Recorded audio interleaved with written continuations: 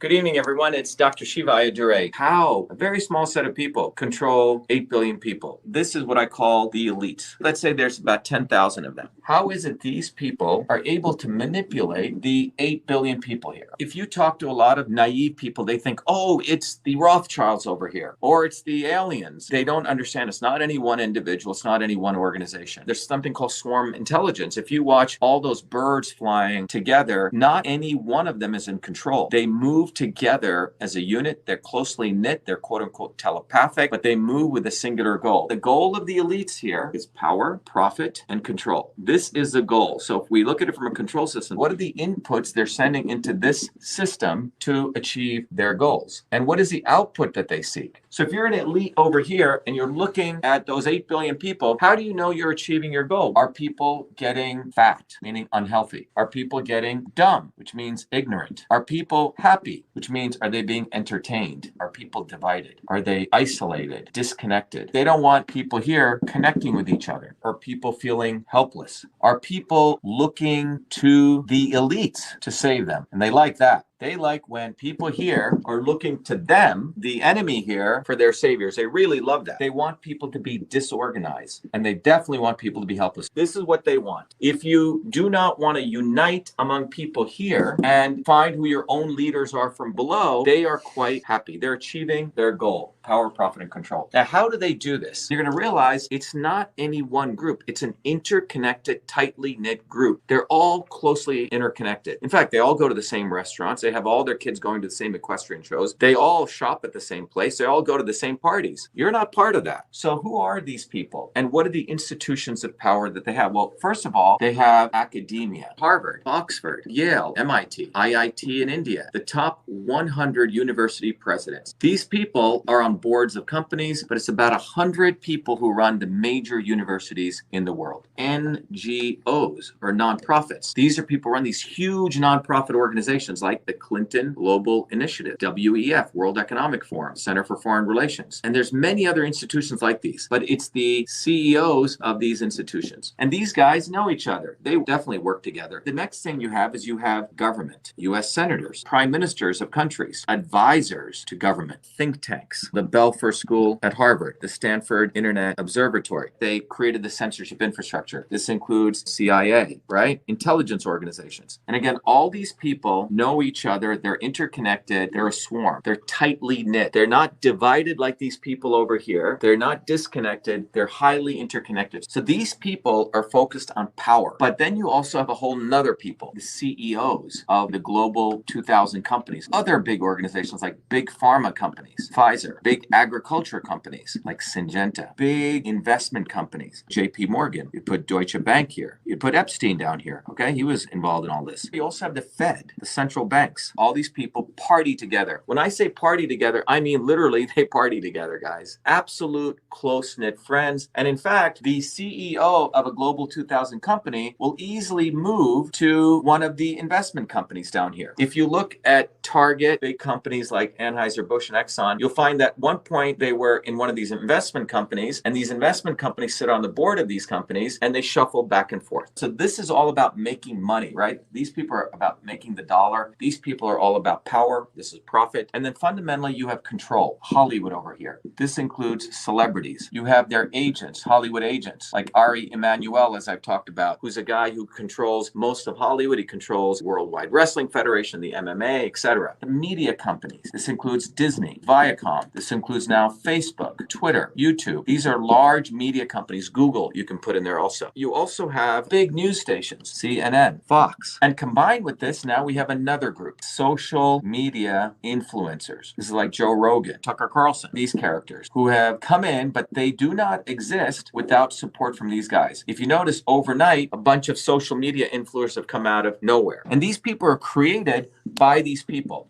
So when you look at this, the academics, the NGOs, the government, the think tanks, the investment companies, the Fed, the big pharma, the CEOs, the Hollywood celebrities, media, social media influencers, and the news companies, and you can even take the top 10 of each one of these, they all know each other, everyone. And in order to manipulate these people, they need front men to manipulate these people with policies. Because what comes out are policies. These are the inputs they put into the system, propaganda. They feed these people purposely, people who they tell them are are going to save them, like the Elon Musks or Trump or the Kennedys. Now, who are the people part of the swarm that does that?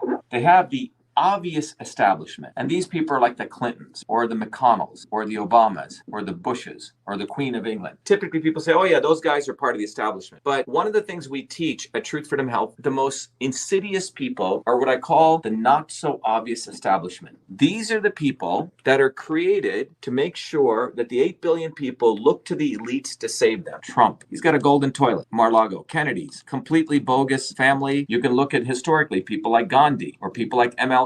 These people all came and were endorsed by the swarm. These people do not exist. They live in Malibu. They live in the places of the elites. And these people are the ones that are used to send the inputs of this controller. In system science, these are the controllers. These are the people controlling the inputs that go in. And remember, their goal is to make sure people are in the state of division, disconnection, and helplessness, particularly. They're observing all this. They have their sensors. And one of the features that they notice is that as long as people are in dysfunction and diseased mentally, physically, emotionally, they're happy. Well, what are those diseases these days? We see obesity. We see endocrine disruption, men with low testosterone and people questioning their sexuality. We also see people with cancer. The world's population's life expectancy is going down. The United States is going this way, and this from 1980 to 2020. They like this. This is life expectancy. In fact, when they see dysfunction, you know what they do? They put another input in, which is normalize the dysfunction. Eat sugars and high fructose food. Well, over here, people have been literally getting fat. It's led to obesity. Or they've been putting in foods that are affecting people's gut microbiome. This is what I call from policy to biology. People are getting worse and worse. They're actually making more money because the obesity now creates obesity drugs. The endocrine disruptors, let's talk about this. This will really explain what's going on with Bud Light. About 20 years ago, there was research done at the universities that clearly showed the use of restricted use pesticides like atrazine and other chemicals in the atmosphere actually cause endocrine disruption, which could reduce male testosterone, which could also affect mammals where the sex organs can change. And this was done by the work of Tyrone Hayes. So if you're over here at a university and you find out one of your researchers discovered that, and you are playing golf with people over here at Syngenta is the one who produced atrazine, they're going to say, hey man, we don't want this research coming out, because you have to understand something. The investment community here is investing in all of these companies. So if you're one of these large investment companies, you're moving trillions of dollars. $600 trillion,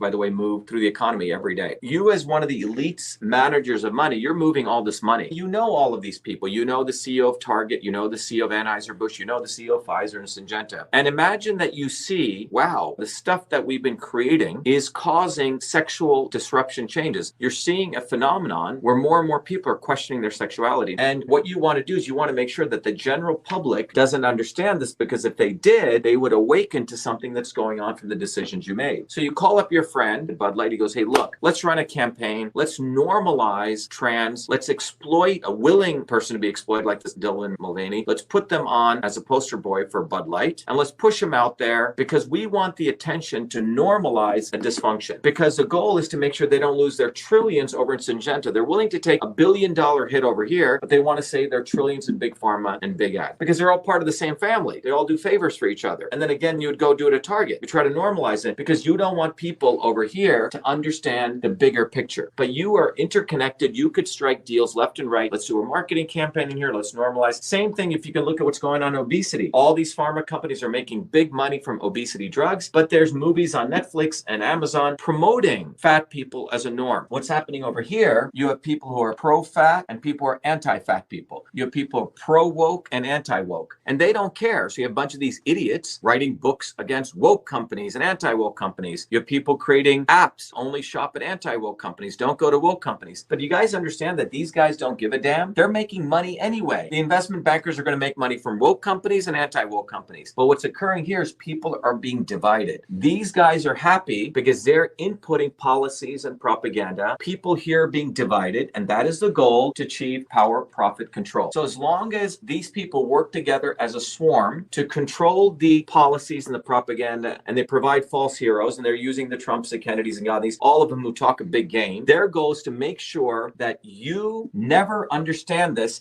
that you keep thinking, oh, Kennedy's going to solve the problem. Trump is going to solve the problem. They don't want you to be leaders in your own communities. They want you to outsource your future to people like Trump or Kennedy because they're part of the swarm. And you keep getting more unhealthy, more ignorant, more entertained. But most importantly, you are divided.